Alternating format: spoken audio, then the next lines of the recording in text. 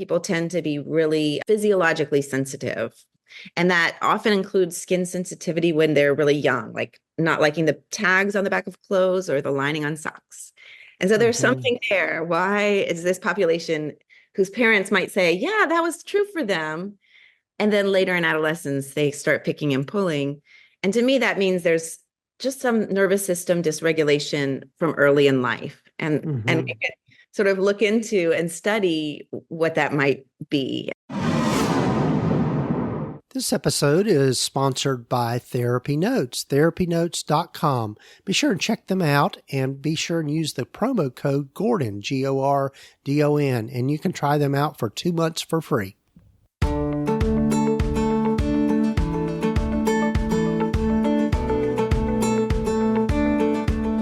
Over 15 years ago, when I started my private practice, I had to learn a lot, and most of it the hard way, and I don't think you need to do the same. Hi, I'm Gordon Brewer, a licensed psychotherapist, and welcome to the Practice of Therapy podcast, part of the Psychcraft network of podcasts. Join me in this journey of discovery as we have conversations with other leaders and professionals in both the mental and allied health fields. Join us as we explore both the business and clinical sides of running a private practice.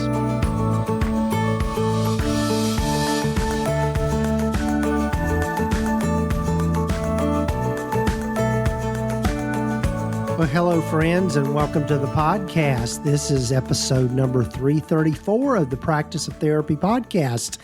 Hope you're doing well, and I'm looking forward to you hearing from my guest on this particular episode, Stacy Nakell. And Stacy is a therapist that has a pretty unique niche in that she does a lot of work with people that do hair pulling and skin picking and some of those obsessive OCD kinds of behaviors that we associate with that. And, one thing it dawns on me as I was, thinking about this intro, I hope that you're finding it helpful for me to have some clinical topics kind of interspersed with some of the business topics. If I was a little more organized, I'd probably do like a series on clinical topics and then a series on business building. So, maybe that's something to come, and just thinking about future episodes. As I've said before, I'm not a naturally organized person, so I have to kind of work at those things. But anyway, looking forward to you hearing my conversation with Stacy. We had a good time, and she's very, very delightful person, very personable, and I think you'll find all of this information very helpful. And also, before we get to my conversation with Stacy, one of the things I wanted to let you know about is that the doors for the Practice of Therapy Collaborative are opening back up. So if you'll go to practiceoftherapy.com/practice collaborative, that will take you to the landing page for the next enrollment that's going to go open here this month, in the month of June. So you'll, again, go over to practiceoftherapy.com/practice collaborative. And the Practice of Therapy Collaborative is just an exclusive membership community for clinicians who want a practice that aligns with their values and financial goals in life. It's one of the things that I've learned over the years that I'm doing this is that the importance of community and having people around you where you can share ideas and learn from others. And this year, I've changed the structure of the groups that I've done, and we meet every week now. And then also, you have access to the Practice Collaborative platform on the Circle platform, where we can have conversations. We have training sessions. We have times for people to do kind of mastermind hot seats. Also, we have guests that come in and talk about different aspects of running a private practice. So I invite you to come to that and check it out. Again, practiceoftherapy.com/practice collaborative. And the doors for that are only going to be open until the first part of July. by. So jump on it to grab your spot and grab your seat. So be sure and check it out. And also feel free to reach out to me by email. You'll be getting more information about that as we move along here into this month. So particularly if you're on my email list. So be sure and check it out, practiceoftherapy.com/practice collaborative. And also, before we get to my conversation with Stacy, I'd love for you to hear from one of the members of the Psychcraft Network, along with something from our sponsor of the podcast, TherapyNotes. Hi, I'm Whitney Owens. If you don't know me, I am the person behind the Wise Practice podcast, which is part of the Psychcraft network of podcasts. I am so proud to be a part of this network, along with my good friend Gordon Brewer, who's doing such amazing work on helping people on their practice journey. If you haven't discovered the Wise Practice podcast yet, you can find it anywhere you listen to podcasts. I'd love for you to join us as we explore how to grow a faith-based practice that brings you the income you need and the lifestyle you want. Be sure to check out the podcast and other helpful information at whitneyowens.com. Ready to upgrade your practice from a rusty bicycle to a shiny new sports car? Buckle up, because TherapyNotes is here to turbocharge your journey. It's the comprehensive practice management system you've been craving, equipped with everything you need to navigate patient records, schedule seamlessly, host remote sessions, craft detailed notes, and tackle insurance billing with ease. And guess what?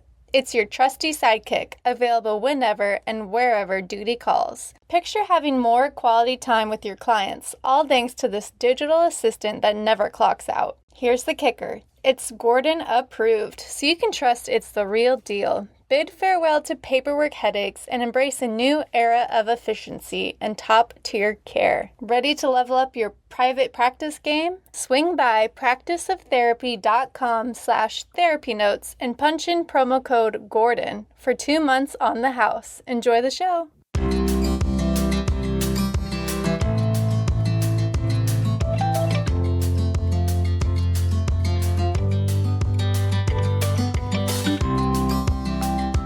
Well, hello, everyone, and welcome again to the podcast. And I'm so glad for you to get to know Stacy Nakell. So welcome, Stacy. Glad you're here.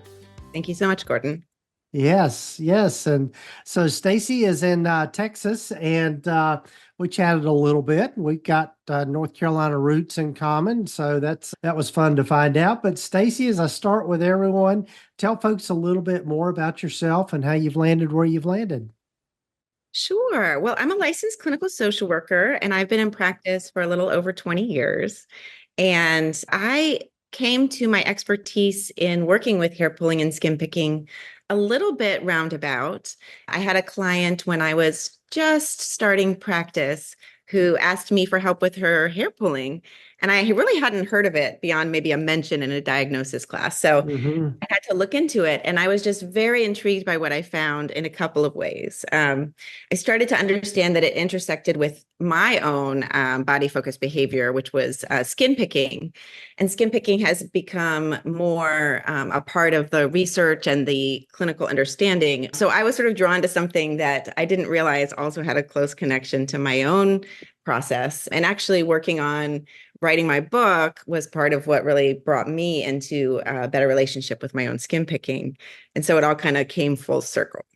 Yeah. Isn't it interesting how a lot of us get into our different niches and different therapy things based on our own experience and our own kind of struggles and that sort of thing.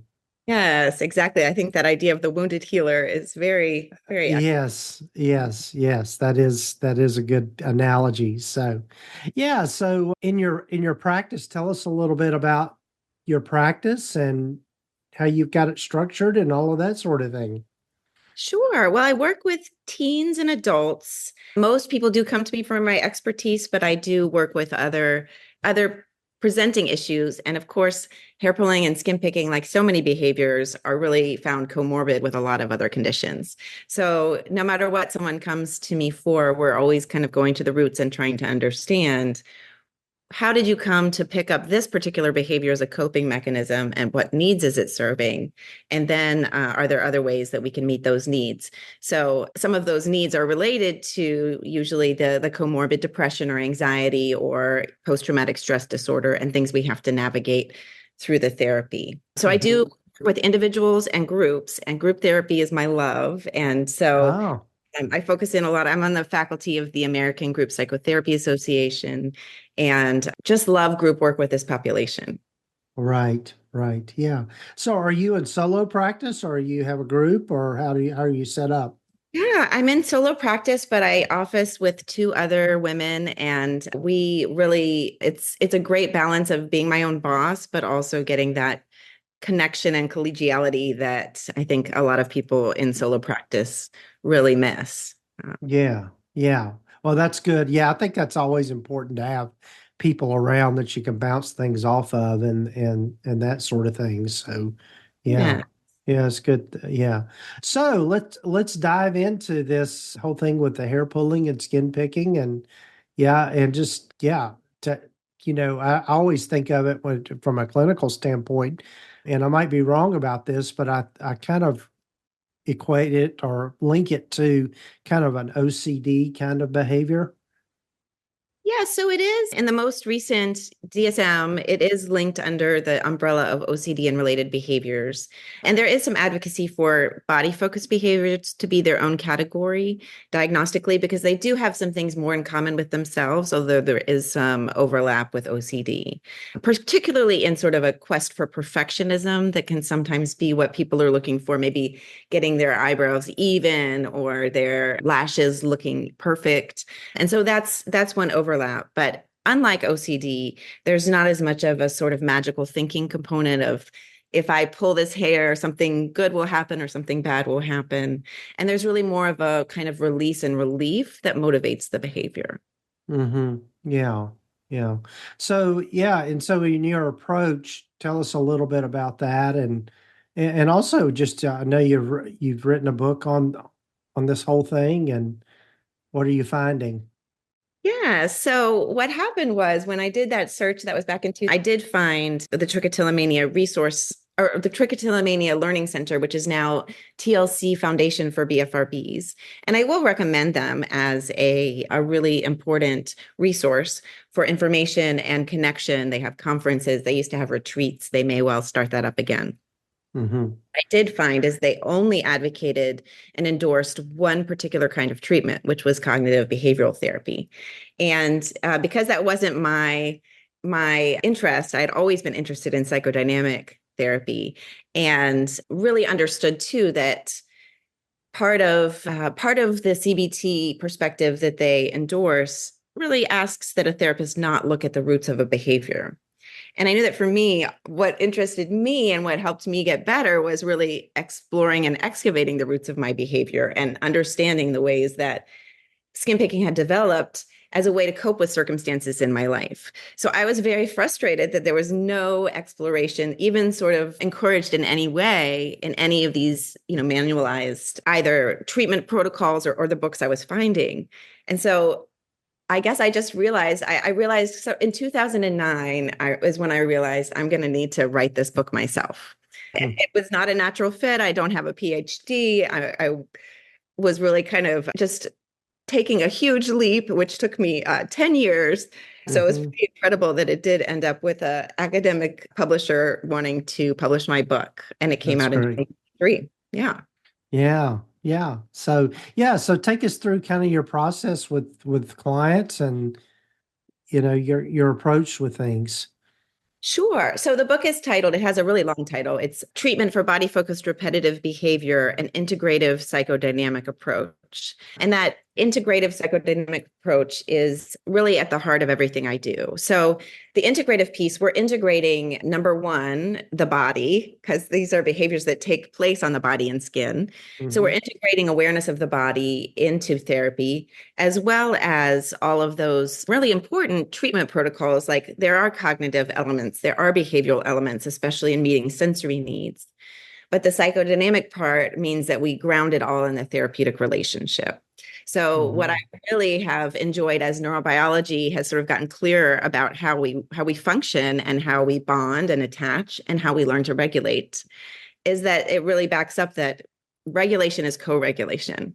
And so my sense that of frustration with sort of being given a worksheet to try to work on my relationship with my skin picking, that wasn't going to work for me. I needed actually another person in the room to help me learn to regulate by helping me metabolize my feelings. And some of these deep feelings that underlie picking and pulling, a lot of times in adolescence, these behaviors develop when there's some kind of a crisis, often a divorce. And Mm-hmm. so a kid kind of gets lost in that and doesn't have a way to process their feelings. That's one way that feelings kind of get stored in the body and then have to come out bit by bit. And so we really do have to go back and kind of grieve and process some of those losses that may Mm-hmm. have stimulated this behavior. Right, right. What do you find that is helpful in helping clients and particularly kids access those feelings and then be able to put, labels with them and words with them and that sort of thing? Yeah, that's a great question. Well, I think in some ways I found the magic sauce because we all have bodies and we Mm-hmm. all can start to notice what I'm feeling inside of my body. And so I don't have to have words for any of those feelings. I could just know I have a lump in my throat. And oftentimes Mm-hmm. when I'm using my body in treatment too, if a kid or adolescent isn't maybe able to acknowledge or know what they're feeling, I might have that lump in my throat and I might say, oh my gosh, it feels like there's something I'm not saying or needs to be said, and help people kind of get in touch with, oh, wait, yeah, there is something in my throat. What is that? And sometimes it takes us a long time to figure out what words need to be put. But in Mm-hmm. that way, we all have those experiences. We know when our heart is beating fast and we know Mm-hmm. when our stomach is turning. And so we can get to some of the feelings that we may not get to if we were just doing talk therapy. Right, right. Yeah. Yeah, I know in my own work that's been really helpful, particularly working with people with anxiety, getting them to recognize, question, okay, you're feeling anxious right now. Where in your body are you feeling it? And Yeah. what does that feel like? And so just yeah, being able to kind of focus it, kind of lean into the feeling seems to be helpful. Yes, yes. And then, of course, you're such an important part of that because as they lean into the feeling, now they have someone to listen to it and to help Hmm. them manage it. And so, again, you Yeah. as the therapist are just such a key part. Right, right. Yeah. So tell us, are there any sort of quote unquote success stories you could tell us about or people that stand out that you'd like to Yeah, share? Yeah. definitely. Yes, because I wrote up a case study. We're looking for a home for it, but I did get permission to share and a pseudonym for this client. So Sadie came to me for really intense nail biting, picking, and she was really, really unhappy with her hands. She was getting ready to become a doctor and just realizing how much her hands are going to be part of, what people see when they meet her. She had so much shame. So the reason that I really, really like to talk about her story is that she was such a huge part of the healing process. All of it came from sort of her own creative imagination of how to meet her needs. So my job was just to help her get in touch with what needs needed to be met.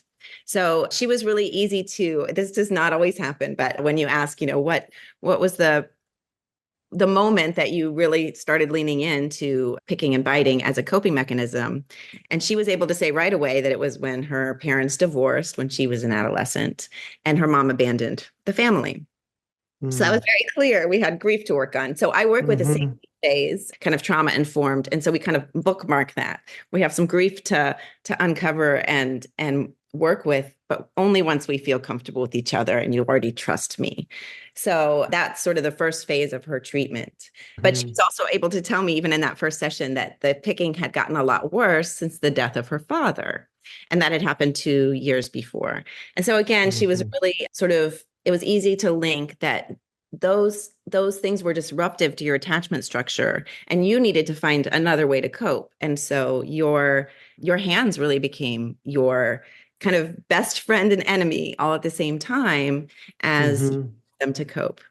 And so once we kind of got to that part where we really grieved that loss, and I feel like you need to grieve it physically. So there needs to be some release, either tears or yelling or whatever it may be. And then you can sort of work it out of the body. And we had this moment where she was really, really crying because she had realized in still having a relationship with her mother that she's sort of the mother to her mother who still has mental health issues that keep her from really showing up. And so my client said something, Sadie said something like, I realized that I think my hands were my mother when my mother couldn't be my mother.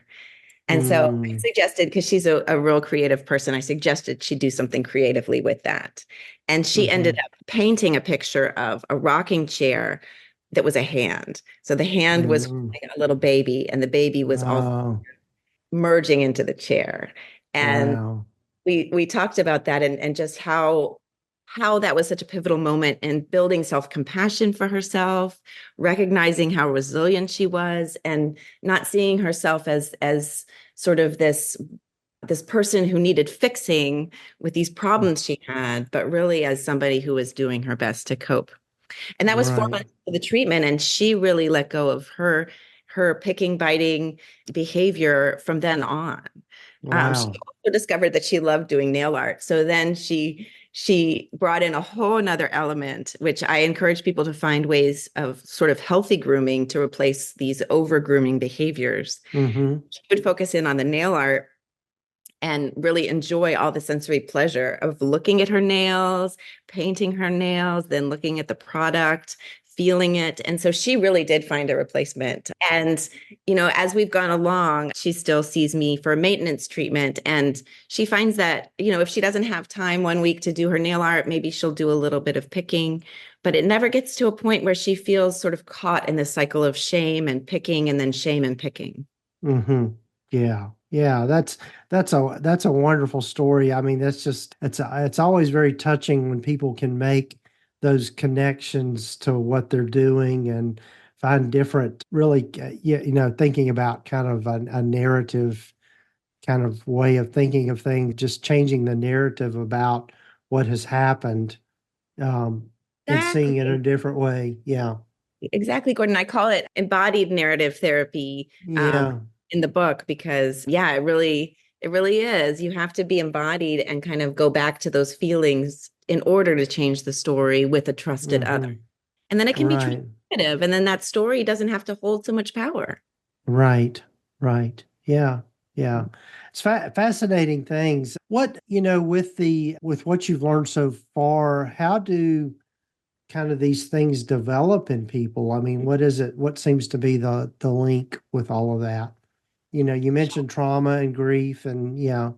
Yeah, well, and I have hypotheses of my own that I explore a little bit in the book. There's no sort of across the board for everyone way that people develop body focused behaviors. If you think about it, again, we all have dermis, right? We all Mm-hmm. we all have this thing that kind of sloughs off, and we all engage in some kind of grooming, right? So all of us might pluck a hair or two, or pick a pimple. So it's so accessible that it can start to stand in for any number of things that are feeling sort of dysregulated within us. We can Mm-hmm. mediate that through picking and pulling. But what I find is there are a number of really interesting common characteristics that could use more exploration. So one is that people tend to be really physiologically sensitive. And that often includes skin sensitivity when they're really young, like not liking the tags on the back of clothes or the lining on socks. And so there's Mm-hmm. something there. Why is this population whose parents might say, yeah, that was true for them? And then later in adolescence, they start picking and pulling. And to me, that means there's just some nervous system dysregulation from early in life. And Mm-hmm. we could sort of look into and study what that might be. And there's certainly a genetic piece that they are also looking into. It looks like maybe there's some kind of mutation on the same gene that's implicated in Tourette's. So they're looking into that. But my sense is that it's already harder to calm this child's nervous system. And so, especially if parents are stressed, then this child becomes a harder child to soothe. And maybe there's a stress in the family around that. And that somehow this child isn't getting a sense of that deep awareness that not only am I okay, everything's going to be okay, but also all my feelings are okay. Because it may be that this kid's feelings are just too much for the family.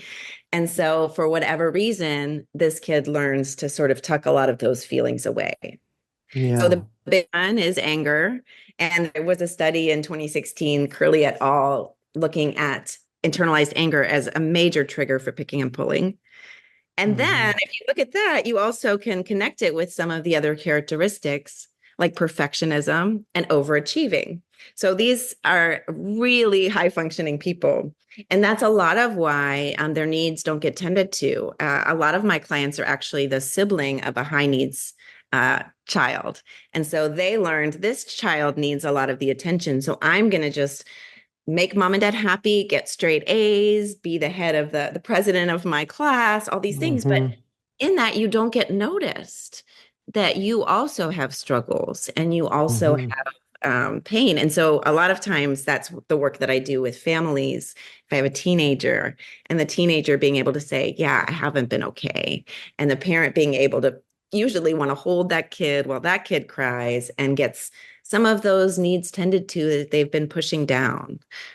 So that's Mhm. a big part of what I notice. And then the perfectionism really can play into picking and pulling because as I mentioned, it's like you're never going to look perfect. And so if you're looking really Mhm. close in the mirror and you're going to find the Mhm. imperfections, and if you're trying to be perfect, that's going to be a real recipe for doing some of that damage while you're in the mirror. Right, right. It's one of the things that I heard when you were talking about high achievers. I think it was a book I was reading here recently, but there seems to be a correlation between higher suicide rates among high achieving children than those that don't seem to fit that demographic. Wow, I hadn't heard that, but that makes a lot of sense. Yeah, Right. yeah, it does. Yeah. There's a I lot mean, under it's the kind of surface. like they achieve, once they achieve everything and then they feel like, then there's really still no sense of happiness or whatever with those things. So that was kind of the line of thinking. I don't know if there's any data to back that up, but it makes sense when you think Does about make it that way. does make Yeah. sense. It sort of reflects, I think, when adults come to me, what they're struggling with, because usually they've been struggling with this since adolescence. And what they've found is that maybe they can keep up those appearances and they can get those kudos and those gold stars. But then once Hmm. everybody starts partnering up, the difficulty with intimacy, both sharing feelings, but also things like maybe people have been camouflaging some of the bald spots or the scars. And so if you want to be Hmm. truly intimate and you have to take off your wig or you have to take off your makeup, it can sort of get in people's ways and that can be a motivator to seek treatment because Yeah. something's missing, like you said. Right, right. Yeah. The other thing that when you were talking about things where I could see where this could develop and maybe just to normalize a little bit is I think all of us do kind of tactile things that are self-soothing. I mean, Yes. it's just, like for me, I know a lot of times I'll be just rubbing my lips or something like that. I'll be watching TV and just, you know, and Yeah. it was called out to me and I thought, well, I no, my lips don't hurt. I'm just, just and then same thing with rubbing a leg or knee or something like that. Yeah. So true, so true. And it is, I mean, we are sort of touching our skin as ways to regulate ourselves all throughout the day, which is not a problem in any way, unless Mm-hmm. it becomes something that has consequences that are negative. Right. Right. Right. But Yeah. I've even been watching lately, I've noticed that like Rachel Maddow touches one nail to one cuticle in her rest time. Interesting. And so just seeing that on her Yeah. really amused me. Like everybody does. Yeah. Yeah. Yes, yes. Yeah, I think there's all sorts of things. I mean, I was just now become hyper aware. I've got a little place on my hand that I know that a lot of times I'm just rubbing this little place on my hand. It's kind of I don't know, it's a little callus or little cyst or something underneath the skin that's always been there. It's nothing wrong. I've had doctors check it and nothing wrong with it, but it's just, There's just that something sort of about thing. Yeah, touch Yeah. Yeah. kind of give you something. You can't quite put your finger on Right. it. Feels Right. good. It soothes Yeah. you. Yeah. Yeah. Right. Yeah. That's It's interesting stuff. Yeah. uh, So, well, let's see, Stacy, I've got to be respectful of your time. This is fascinating stuff. What are there any kind of parting thoughts you've got around all of this and just thinking about how we can maybe be more informed just as clinicians and people helping people? Sure. Well, I guess I would say part of what I advocate for is that I do really advocate for a trauma-informed perspective because traditionally sort of there's been a denial that trauma could be a precipitating factor. And that's sort of the official stance of the TLC Foundation for BFRBs is that trauma does not seem to be a factor. Even so, a lot of evidence is shown more of a connection than they might like to acknowledge. And so just really actually for anybody working with any behavior to remember that a trauma-informed way of treatment is that you never discount the possibility that trauma could be a factor in a problematic behavior because Hmm. behaviors are symptoms of something. And so if we treat them as the problem, we might be missing the point and we might actually be doing more harm, especially to someone who's a perfectionist who might try Hmm. really, really hard to be perfect and not pick or pull, which sometimes happens in the research with cognitive behavioral therapy. Hmm. Great. And they succeed and they get that A and then they leave and they have a relapse. And it's Hmm. so overwhelming how quickly all that progress can just be wiped out. That would be one note. And the other note that I would like to just leave people with is that my goal is for as many people to get a little bit more of an awareness of how to work in this depth-oriented way with this population. And so the book that I wrote has really an outline in the first half of the book on how I understand the behaviors, but the whole second half of the book is how to apply these ways of uncovering and moving through feelings within that three-part, the safety phase, the exploration and skill building, and then termination or maintenance. And so I really encourage people to actually read the book. And there's an appendix that has, and I tried to make it really accessible. I also offer training groups. My goal is really just to spread the word and have as many people being able to look at the roots of these behaviors and in that way, I think really doing a much more important service than just looking at the symptoms and trying to help people get rid of them. Right, right. Yeah. Yeah, I could see, even though I do use a lot of cognitive behavioral therapy in my own work, one of the things I have learned is that the more you think about something, the more you think about something. And so it becomes more of a challenge to kind of change things that you're thinking about and, ruminating about a lot. Yeah. Right. And really, if we're going Right. to think about how to shift someone's cognitive way of relating to these behaviors, I would say we want to reduce shame and bring in self-compassion. So what does it take Mm-hmm. to do that versus Right. how can I just get rid of this negative voice? Where did it come from? Why is it clinging to me? And Uh-huh. is there a message maybe I can get from my therapist that I can internalize since I'm not going to come up with new messages all by myself? Right. Right. Yeah. Oh, this is great stuff. Well, Stacy, tell folks how they can get in touch with you and find the book and all of that sort of thing. Sure, you can find everything at www.stacynakell.com. And I also try to make myself available just if people have questions, therapists, parents, whatever. I'm sort of dedicated to responding to my emails. So if anyone wants to reach out in any way, I am happy to see what I can do to answer your questions. Well, Stacy, this was great. I hope that we can cross paths again and have Thank more you. conversations.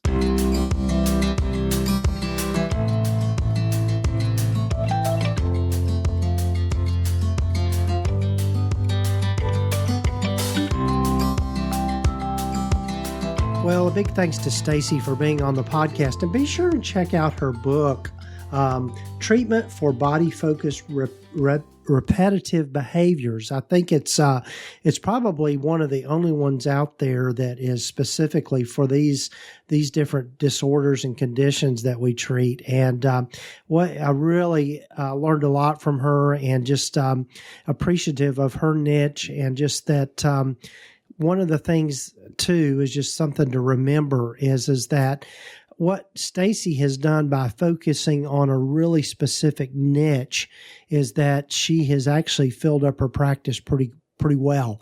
And that's, that old saying that riches are in the niches.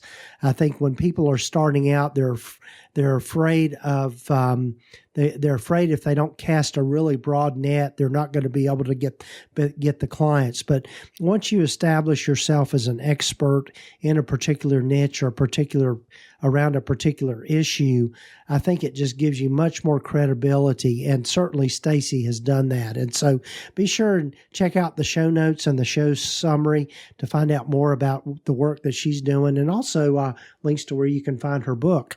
So be sure and check that out. And also, before we go, I'd love for you to join me or check out the Practice of Therapy Practice Collaborative. It's a mastermind group or a community that I've started this year for those folks that are really interested in getting the support and community around growing their practice, and also just learning from others. I think is a great way to get the support that you need and figure out those issues that you're working on. We've got a wonderful cohort going on right now and looking to add to it. So be sure to check that out by going to practiceoftherapy.com/practice collaborative. And that'll get you to the landing page and you can sign up and enroll. So be sure and check that out.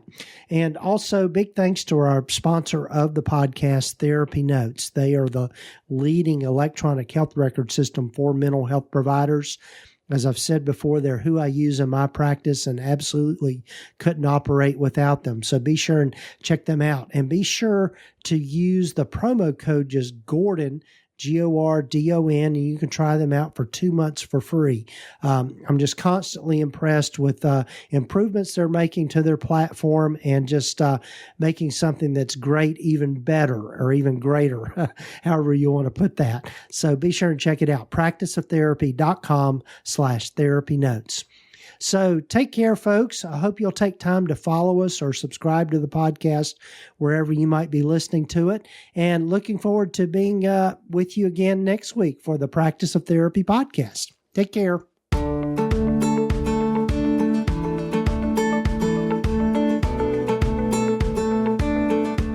You've been listening to the Practice of Therapy podcast with Gordon Brewer, part of the PsychCraft network of podcasts.